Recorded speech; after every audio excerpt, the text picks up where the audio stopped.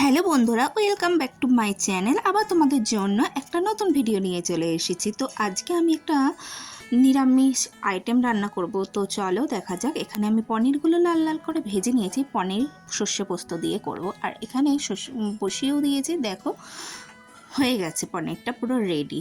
তারপর আমি রান্না করব পোলাও। তো এখানে আমি বিভিন্ন আইটেম নিয়ে নিয়েছি, তেজপাতা, লবঙ্গ, এলাচ, দারচিনি, চিনি, আর নিয়ে নিয়েছি এইদিকে গোবিন্দভোগের চাল, আর নিয়ে নিয়েছি কাজু বাদাম, কিশমিশ আর ঘি।